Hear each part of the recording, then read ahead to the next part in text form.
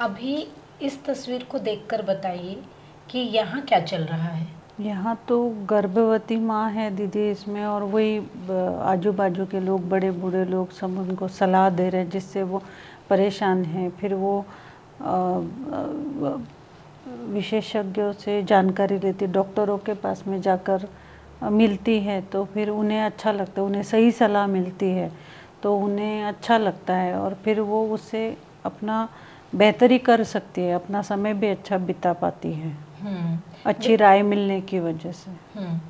बिल्कुल सही साची। तो आमतौर पे ये होता है कि जब आस पड़ोस के लोग इस स्थिति में सबको इस सलाह देने आ जाते हैं, है ना, और उसमें माँ बहुत ज़्यादा असमंजस में रहती है कि क्या ठीक है करने के लिए, क्या गलत है करने के लिए, और उसकी परेशानियाँ, उसका तनाव बढ़ते चले जाते हैं। लोग आते तो मदद करने के लिए हैं, पर वो समझ नहीं पाते कि इससे माँ का तनाव बढ़ रहा है। तो ऐसी स्थिति में सबसे पहली बात तो जो आपने कहा कि विशेषज्ञों की सलाह लेनी चाहिए, और विशेषज्ञों की सलाह ही नहीं, अपने घर में उन लोगों से बात करनी चाहिए जो आपकी मदद कर सकते हैं, सहयोग कर सकते हैं, और डॉक्टर से तो लगातार जांच करनी ही चाहिए और बातचीत भी करनी चाहिए। तो जैसा कि आपने कहा कि अगर आपको कोई चिंता है, तनाव है, तो आप उसे किससे साझा करेंगी? मैं अपने बहन से करती हूँ दीदी, मम्मी से भी कर लेती हूँ, और काफ़ी हद तक मैं इनसे भी कई बातें बोल लेती हूँ दीदी। तो आप अपने पति से, अपनी मम्मी से और अपने बहन से ये सब साझा कर सकती हैं, और साथ में अपने डॉक्टर को भी बता सकती हैं, क्योंकि डॉक्टर उस खास तौर पे इन बातों के बारे में जानते हैं और वो आपको सही तरह से दिशा निर्देश दे सकते हैं, है ना? जी। साची, अब मैं आपको सांस लेने का व्यायाम सिखाती हूँ, जिससे आप अपने तनावों से निपट सकती हैं।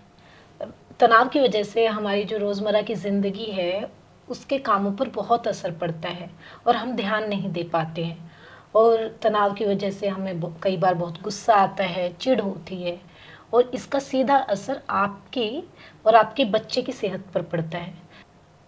हमारे लिए सांस लेने की तकनीक को सीखना बहुत ज़रूरी है।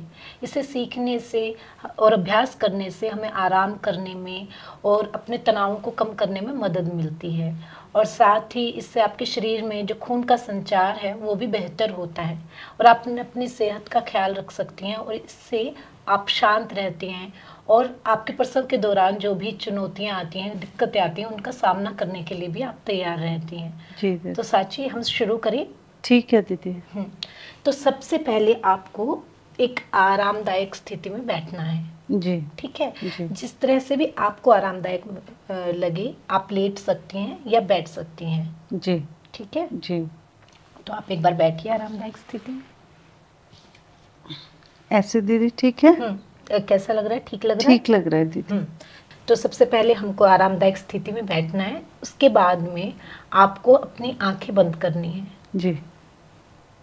और आप चाहें तो आंखें खुली भी रख सकती हैं। जी दीदी। 10 सेकंड तक सांस लेने के बाद में आपको अपने श्वास की लय पर ध्यान देना है कि आपकी सांस की लय कैसे है, कैसे सांस आ रही है, जा रही है। ठीक है जी दीदी। और धीरे धीरे लगातार स्थिर रूप से सांस लेने पर ध्यान लगाना है। ठीक है दीदी। और आप ऐसा करें कि कुछ मिनट तक सांस लेना जारी रखें। और अगर आपको ऐसा लगता हो साची कि आपके दिल की धड़कन तेजी से बढ़ रही है, या आपकी उंगलियां या मुंह पर कुछ असहज महसूस होता है, या फिर शरीर में कहीं पर भी परेशानी महसूस होती है, तो इसका मतलब ये है कि आप बहुत तेजी से सांस ले रही हैं। तो आपको करना ये है कि फिर से अपने सांस पर ध्यान लगाना है और एक लय में सांस लेनी है। जी दीदी। आपको अपनी सांस पर ध्यान लगाना है और सांस के आवागमन पर ध्यान लगाना है कि हमारी सांस कैसे आती है, कैसे जाती है, कैसे शरीर के अंदर आ रही है और कैसे शरीर से बाहर जा रही है।